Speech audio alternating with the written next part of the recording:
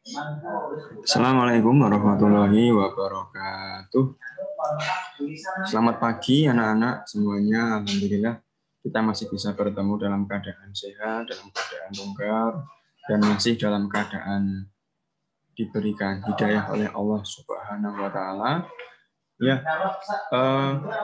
kita nanti akan belajar mengenai materi yang pertama. Insya Allah ini adalah materi yang terakhir di semester genap nanti. Dan ada dua mapel, dua materi yang akan kita serap pada semester genap ini. Insya Allah akan kita lakukan. Kita akan belajar mulai bulan Januari ini sampai nanti selesai. Ya, sesuai dengan yang sudah tertera di dalam layar di sini ya, anak-anak. Untuk bab pertama yang akan kita pelajari pada semester genap ini nanti mengenai kesebangunan dan kekongruenan. Insya Allah dulu di SD sudah pernah, namun secara tidak langsung itu adalah kesebangunan dan kekongruenan. Tapi itu belum cukup mendalam materinya. Untuk saat ini kita akan belajar secara lebih mendalam dalam matematika kelas 9 ini mengenai kesebangunan dan kekongruenan ya, anak-anak ya semuanya. Di dalam pembelajaran nanti kalian perlu membutuhkan yang pertama adalah buku tulis tentunya, baik buku tulis untuk catatan dan buku tugas, lalu kemudian penggaris, pensil, pulpen, penghapus atau tipek atau mungkin setip gitu ya.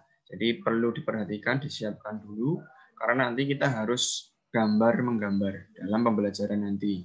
Sehingga kalian akan bisa menyerap lebih baik, bisa mengerti, memahami apapun yang akan kita kerjakan, apapun yang akan kita laksanakan, yang akan kita pelajari dalam pembelajaran pada hari ini. Oke, insya Allah semua sudah siap sebelumnya. Dan jangan lupa di buku paket bisa dibuka untuk kesebangunan dan kekongruenan ya. Di halaman pertama bab 5 itu bisa kalian amati di sini terdapat. Nah, ini untuk peta konsepnya dalam pembelajaran kesebangunan nanti. Yang pertama nanti akan belajar mengenai kesebangunan dan kekongruenan. Nanti apa toh? Penjelasannya seperti apa? Kesebangunan dan kongruen itu bagaimana konsepnya? Lalu kita selanjutnya akan mempelajari mengenai segitiga kongruen. Lalu yang selanjutnya menyelesaikan persamaan kuadrat dengan memfaktorkan. Lalu segitiga-segitiga yang sebangun.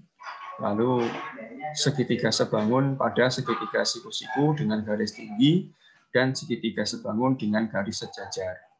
Lalu penerapan kesebangunan pada soal cerita. Ini ada 6 subbab atau 6 materi dalam kesebangunan dan kongruen. Nanti akan kita kupas tuntas, kita akan bahas bersama-sama, itu ya. Nah, nanti kita akan mendapatkan kompetensi dasar atau apa namanya ya, garis besar mengenai yang akan kita capai dalam pembelajaran kesebangunan dan kekongruenan, yaitu menjelaskan dan menentukan kesebangunan dan kekongruenan antar bangun datar, gitu ya. Lalu untuk indikatornya untuk materi pada hari ini, nanti kita akan belajar mengenai mengidentifikasi dua bangun kongruen atau tidak, termasuk nanti sebangun atau tidak. Lalu menjelaskan syarat-syarat dua bangun segi banyak yang kongruen dan segi banyak yang sebangun, seperti itu.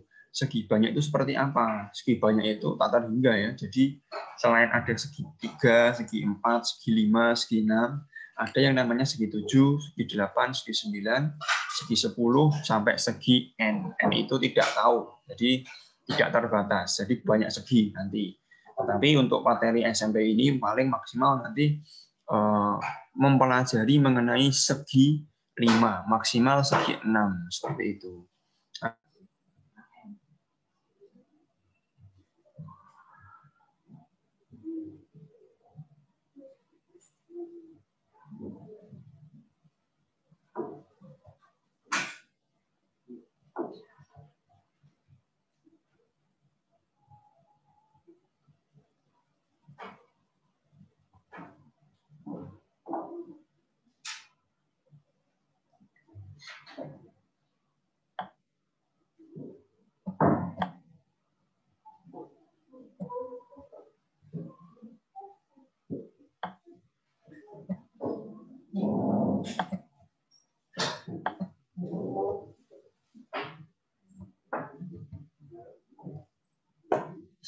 Oke, seperti itu.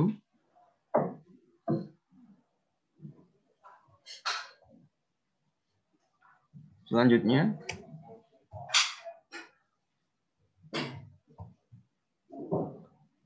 ini tidak perlu dihiraukan, langsung saja ya. Ini untuk kesebangunan dan kekongruenan. Bisa kalian lihat di buku paket halaman pertama di bab 5 itu terdapat apa itu kira-kira? Nah, di situ ada sebuah gambar sebuah bangun yang ada di India, yaitu Taj Mahal. Bisa kalian baca sendiri ya di situ mengenai Taj Mahal. Jadi ini sejarah dari Taj Mahal itu kok bisa dibangun. Dan Taj Mahal ini salah satu bangunan keajaiban dunia yang di situ sudah tertulis di UNESCO United. Jadi yang membahas mengenai bangunan-bangunan bersejarah yang ada di seluruh dunia, termasuk Borobudur juga termasuk bangunan yang terdapat yang sudah tertulis menjadi bahan bersejarah, bangunan bersejarah di dunia, di Indonesia seperti itu. Nah, ini bisa kalian lihat ya nanti kesebangunan. Jadi untuk mengawali saja, di sini terdapat sebuah pintu besar di sini ya. Ini pintu besarnya. Lalu ada pintu kecil, pintu kecil, pintu kecil, pintu kecil di sini. Nah, ini nanti akan terjadi sebangun. Akan terjadi sebangun karena apa? Bentuknya sama, yaitu seperti ini. Hanya saja nanti berbeda ukuran. Nanti konsepnya seperti apa bisa kita lihat di halaman berikutnya. Dibuka halaman 2 di buku ya. Di situ tertulis terdapat sebuah rumah ya. Diamati saja. Terdapat sebuah rumah, di situ ada jendela-jendelanya. Nah, di situ sama. Jadi jendela-jendela yang ada di sana dan pintu di situ sebangun. Karena apa? Ini jendelanya itu memiliki bentuk yang sama dan hanya saja berbeda ukuran. Lalu yang gambar kedua itu juga ada rumah tawon. Di situ ada bentuk rumahnya, yaitu segi 6. Nah, segi 6 itu di antara dengan segi 6 yang lain itu juga sama seperti itu kan. Nah, ini seperti itu. Lalu untuk konsep sebangun di sini juga sama. Sebangun ini berarti bisa kalian lihat ya, di sini ada dadu, ubin, papan catur, dan jam dinding. Di situ memiliki bentuk apa anak-anak di situ? Bentuknya apa kira-kira? Bentuk seginya, segi 4. Dan di situ memiliki untuk spesifiknya adalah bentuknya adalah bujur sangkar atau persegi seperti itu kan. Nah, bisa kalian lihat di situ ini juga termasuk salah satu bangun yang sebangun. Jadi deretan gambar ini ada dadu, ubin, jam dinding, dan papan catur itu semua memiliki konsep sebangun karena memiliki bangun yang sama tetapi memiliki ukuran yang berbeda. Kalau kita ukur dalam kehidupan sehari-hari ya, Bapak kalian lihat di dadu dan ubin itu tidak sama, maksudnya tidak sama ukurannya, tetapi bentuknya sama, yaitu persegi. Jam dinding juga sama, jam dinding yang persegi ya seperti ini. Ketika kita bandingkan dengan dadu juga sama, sebangun juga. Karena apa? Memiliki bentuk yang sama, yaitu persegi. Namun untuk ukurannya berbeda. Ini konsep sebangun. Seperti itu. Papan catur juga sama, meskipun berbeda dengan jam dinding, besarnya atau ukurannya berbeda, namun bentuknya sama, yaitu persegi. Seperti itu kan. Atau bujur sangkar. Ini salah satu contoh dalam kehidupan sehari-hari yang bisa kalian amati. Nah, coba sekarang kalian lihat di sekitar kalian. Kira-kira ada nggak bangun yang sebangun yang ada di sekitar kalian saat ini? Itu coba kalian amati, atau mungkin yang ada di rumah bisa kalian amati bangun-bangun yang sebangun itu apa saja. Nah, itu bisa kalian amati. Nah, ini kalau tadi persegi, sekarang persegi panjang. Bendera Indonesia bentuknya persegi panjang. Itu sebangun dengan kaca jendela ini. Nah, sama. Ya, sebangun juga. Kenapa? Bentuknya sama. Bentuknya itu persegi panjang. namun untuk ukurannya berbeda. Itu konsep sebangun. Televisi yang 24 inch, 32 inch, 43 inch, 50 inch, 65 inch, bahkan 80 inch itu pasti sama, yaitu sebangun, bentuknya sama, yaitu persegi panjang. Hanya saja ukurannya berbeda. Lalu papan tulis yang ada di sekolah juga sama, bentuknya persegi panjang, ya kan? Ini salah satu kelompok bangun yang sebangun. Jadi kira-kira bisa kalian amati, sudah kalian amati, sekarang bisa nggak kalian simpulkan sebangun itu apa ini kira-kira? Coba kalian tulis di kertas kalian, ya. Nah, sekarang coba dibuka halaman 4 di buku paket. Latihan 1. Di situ ada soal-soal yang berisi mengenai bangun yang sebangun itu apa saja, gitu kan. Coba kalian lihat di situ. Nomor 1, ada persegi I1, I2, I3. Di situ berbeda-beda ukuran. Nah, di situ terdapat persegi itu kira-kira sebangun atau tidak. Coba kalian jawab di buku kalian masing-masing. Kalian tulis sebangun atau tidak. Sudah dijawab. Nah, sekarang kira-kira apa? Sebangun atau tidak? Iya, betul ya, sebangun. Lalu yang kedua itu persegi panjang, I1, I2, I3. Sama, itu juga sebangun. Karena apa? Karena memiliki bentuk yang sama namun berbeda ukuran. Nomor 3, segitiga. Sama, itu juga sebangun. Ya. Lalu nomor 4, di situ ada trapesium. Nah, trapesiumnya sama tidak? Bentuknya sama, ya enggak? Tetapi untuk ukurannya berbeda. Ini juga sebangun. Lalu yang nomor 5, bentuknya lingkaran. Pasti juga sebangun. Jadi bisa kalian ingat ya. Yang pasti sebangun itu yang pertama adalah 1, persegi. Yang kedua, lingkaran. Yang ketiga adalah persegi panjang. Untuk trapesium, jajar genjang, segitiga, itu tidak pasti sebangun. Tapi untuk yang menjawab nomor latihan 1 ini, nomor 1 sampai 5, ini semua ternyata sebangun. Sama sebangun ya, sama. Jadi bentuknya sama dan ukurannya berbeda. Ini konsep sebangun untuk saat ini. Jadi yang dimaksud sebangun itu, jadi 2 bangun datar yang sebangun itu adalah 2 bangun datar yang memiliki bentuk yang sama, namun berbeda ukuran. Contohnya ini saya berikan contoh untuk jajar genjang. Nah, ini ternyata sama, sebangun, bentuknya sama. Tapi untuk ukurannya berbeda. Ini sebangun. Nanti ada yang tidak sebangun. Kok bisa? Karena nanti ada penyebabnya. Karena berbeda apanya. Ini juga sama untuk trapesium. Ini juga berbeda ukuran, tapi bentuknya sama, yaitu trapesium. Ini sebangun juga contohnya. Nah, berarti bisa kita simpulkan syarat sebangun itu adalah pasangan sisi yang bersesuaian itu sebanding. Nanti kita bahas. Lalu sudut-sudut yang bersesuaian sama besar. Jadi sudut yang ada di sini dengan yang ada di sini itu sama besar. Sudut yang ada di sini dengan yang ada di sini itu sama besar. Itu syarat untuk sebangun. Ketika sisi yang bersesuaian sebanding, berarti perbandingan panjang ini ya dari atas ke bawah dengan yang sebelah kanan atas ke bawah itu juga sebanding dengan yang ada di sini dari kiri ke kanan dan yang dari kiri ke kanan ini. Nah, itu syaratnya seperti itu. Jadi syarat sebangun itu ada 2. Pasangan sisi yang bersesuaian sebanding.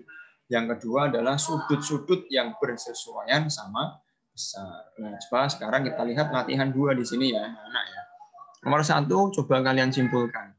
Kira-kira nomor 1A itu sebangun tidak? Sesuai dengan syarat tadi. Coba kalian amati.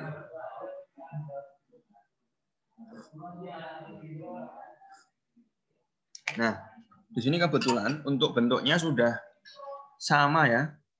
Maksudnya sudah apa namanya?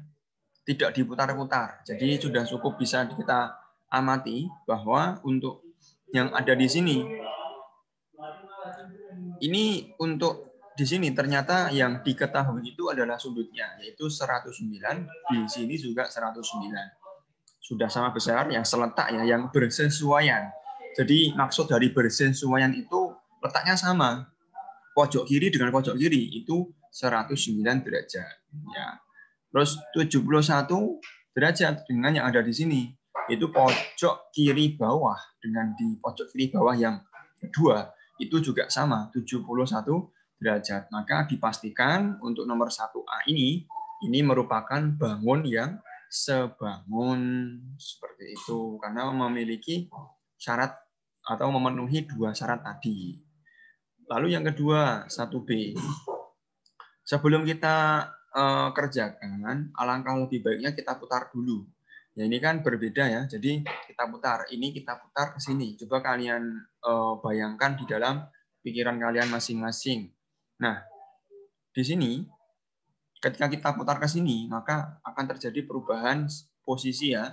75-nya berada di atas, terus 113-nya berada di kiri sini, lalu yang 90 derajat ini berada di bawah, lalu 82-nya kita geser menjadi di sebelah sini. Dan ini menjadi sama besar, atau sudut yang bersesuaian nanti sama besar.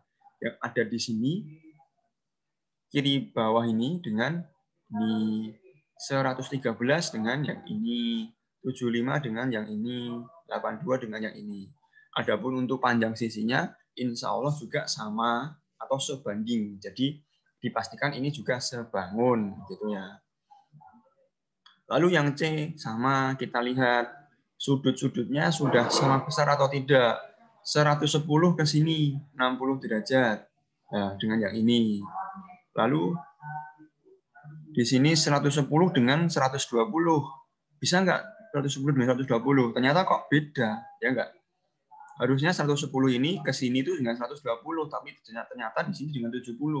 Maka otomatis C ini bukan sebangun. Karena apa? Berbeda sudutnya.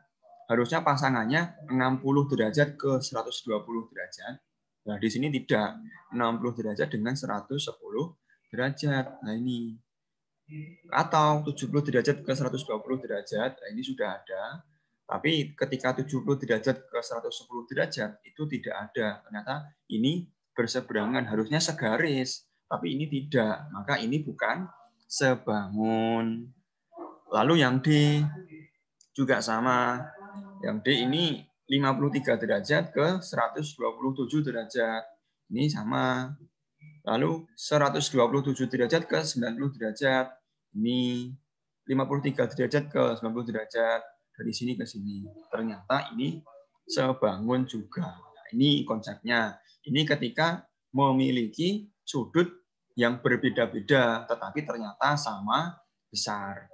A sebangun, B sebangun, C tidak sebangun, dan D sebangun. Seperti itu. Yang nomor 2, apakah kedua persegi panjang berikut sebangun? Jelaskan alasannya. Coba kita amati. Yang pertama adalah sudutnya. Sudutnya harus sama besar, yaitu karena ini merupakan sebuah persegi panjang, maka dipastikan sama besar semua. Kenapa? Karena memiliki sudut 90 derajat. Yang membedakan nanti adalah panjang sisinya. Ya. Nah, di sini kita lihat persegi panjang 1 dengan persegi panjang yang kedua. 18 cm dibandingkan dengan 9 cm. Maka diperoleh 18 per 9. Kalau sebangun, nanti akan sama dengan 12 per 15. Ya. Oh, maaf. Keliru. Yang harus dibandingkan itu panjang dengan panjang ya, maaf. Berarti 18 cm ini kan panjang ya. Dengan panjang yang ada di sini, berarti 18 cm per 15 cm. Nanti kalau kalau bangun yang sebangun, nanti perbandingannya sama. 18 per 15 sama dengan 12 per 9. Maka kita sederhanakan. Maka menjadi sama-sama dibagi 3 menjadi 6/5. Ya enggak? Sama-sama dibagi 3. 6/5 sama dengan ini sama-sama dibagi berapa? Iya, 3, yaitu 12 bagi 3-nya 4, 9 dibagi 3-nya. Nah, 9 dibagi 3, 3. Maka bisa nggak? Kalau ini sebangun ya. Kalau ini sebangun, maaf, nggak apa-apa ya. Ini coretannya.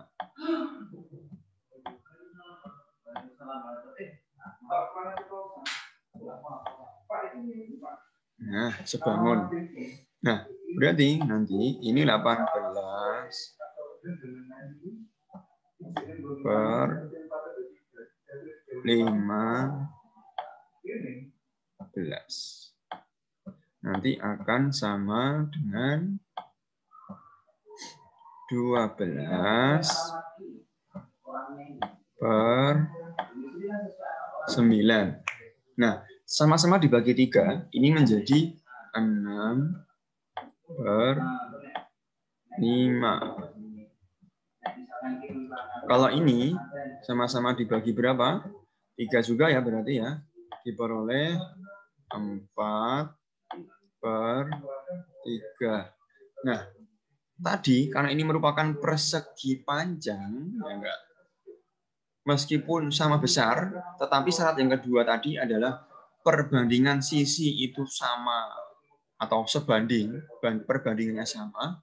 Tapi di sini 6/5 itu dengan 4/3, maka ini tidak sama. Maka nomor 2 ini bukan sebangun. Kedua persegi panjang bukan sebangun. Nah, seperti itu. Jadi ini bisa kita simpulkan untuk yang nomor 2 ini tidak sebangun ya. Coba nomor 3. Coba kalian pahami ya soalnya. Selanjutnya.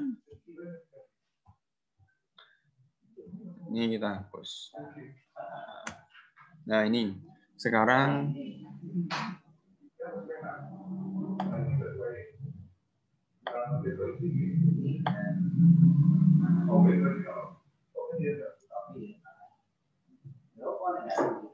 Sekarang coba ya nomor selanjutnya. Ini. Nomor 5. Di antara bangun-bangun berikut dengan bangun manakah yang sebangun dengan lapangan sepak bola berukuran 100 meter kali 60 meter. Baik di situ ada ABC, persegi panjang berukuran 15 cm kali 9 meter, dan jajar genjang yang panjang sisinya 10 cm dan 6 cm. Kira-kira sebangun tidak dengan yang tadi sepak bola, lapangan sepak bola berukuran 100 kali 60 meter. Kita bahas.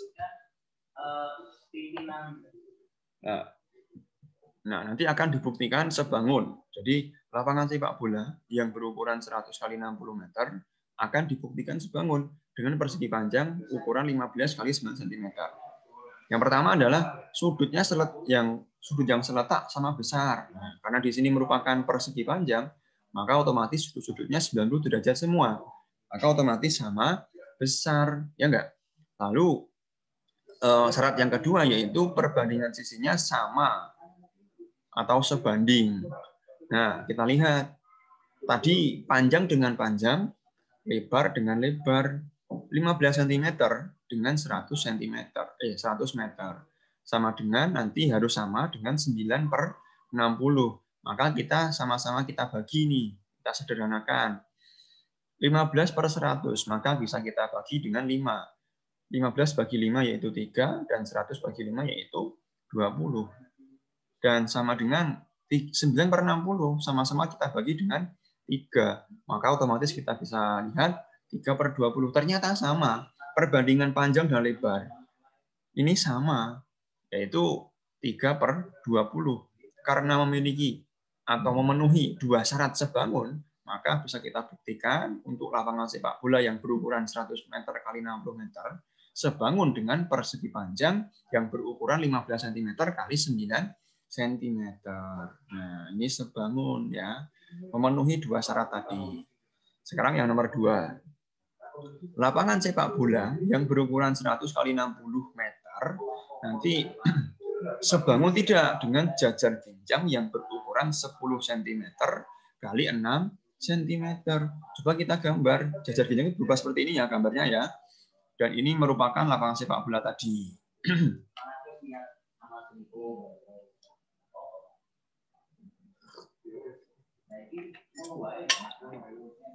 Nah, coba kita lihat, kira-kira sudutnya memenuhi tidak? Kalau yang persegi panjang ini 90 derajat, pasti ya, karena ini merupakan siku-siku. Tapi kalau yang jajar genjang kira-kira berapa? Belum tahu, dan pasti bukan 90 derajat. Maka dipastikan sudutnya sudah tidak bersesuaian, sudutnya tidak sama besar.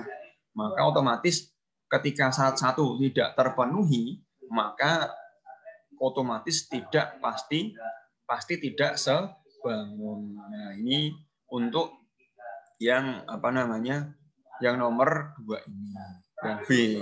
Jadi yang A tadi sebangun karena memenuhi 2 syarat, yaitu sisi yang seletak atau yang bersesuaian itu perbandingannya sama. Yang kedua, sudut yang seletak atau yang bersesuaian itu sama besar.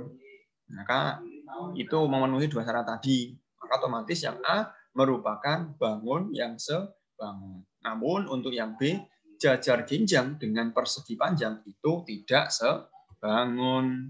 Seperti itu. Nah, ini materi yang pertama, bisa kalian amati, bisa kalian resapi, insya Allah paham ya. Dan nanti coba kalian lihat di buku paket halaman 9 ya. Halaman 9. Coba kerjakan nomor 5C dan nomor 6A, B, C, D. Silakan dibuktikan dengan syarat kedua bangun yang sebangun tadi. Insya Allah seperti itu, anak-anak. Alhamdulillahi jazakumullahu khairah. Semoga Allah paling manfaat dan barokah. Jadi silakan bisa dikerjakan di buku tugas. Nanti insya Allah akan segera kita review di minggu berikutnya. Itu ya anak-anak ya, insya Allah ini dulu yang bisa saya sampaikan. Apabila kurang lebihnya mohon maaf yang sebanyak-banyaknya. Tetap selalu jaga kesehatan, selalu taati protokol kesehatan, dan selalu carilah ilmu setinggi mungkin ya, baik itu ilmu dunia maupun ilmu akhirat. Jangan sampai jelek, jangan sampai waleh, jangan sampai bosan, sehingga kalian memiliki ilmu yang sangat banyak dan akan bermanfaat di kehidupan kalian berikutnya, di kehidupan kalian yang selanjutnya. Karena sesuai yang sudah saya sampaikan dulu, apabila kalian ingin sukses dunia, maka ya harus punya ilmu dunia. Ketika kalian ingin memiliki sukses akhirat, bisa masuk surga selamat dari neraka, ya harus memiliki ilmu akhirat. Tetapi apabila kalian ingin mendapatkan keduanya, ingin merengkuh keduanya, maka ya harus memiliki dua-duanya. Kedua ilmu itu harus kalian kuasai seperti itu. Dan cita-cita luhur itu harus kita tetapi, harus kita kerjakan dengan sabar, telaten, teliti, dan benar-benar sungguh-sungguh ya. Dan jadilah anak yang jujur, jangan sampai tidak jujur. Sesuai tujuan sekolah kita, yaitu memiliki 6 tauhid luhur dan mencapai trisukses. Harus kita sukseskan itu semua. Seperti itu, anak-anak wejangan saya. Di rumah tidak perlu keluar-keluar, di rumah saja. Waktu ngaji ya ngaji, sholat ya sholat. Jangan kemana-mana, dolan kemana-mana, karena ini masih bahaya. Makanya ini sekolah belum masuk, maka di rumah saja. Ya.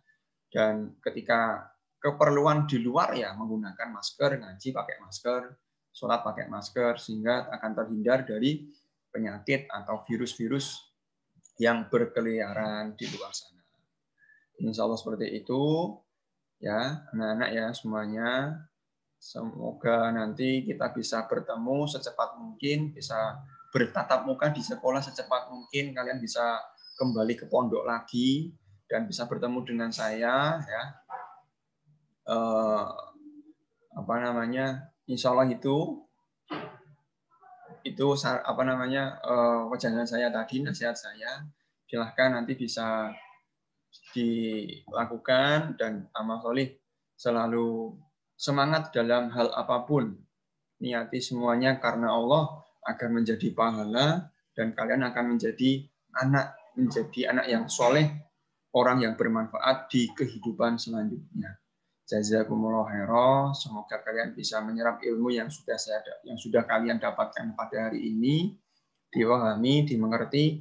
Apabila ada pertanyaan, bisa kalian sampaikan ya di formulir yang sudah saya bagikan di bawah di deskripsi nanti ya, sekaligus nanti presensi seperti itu.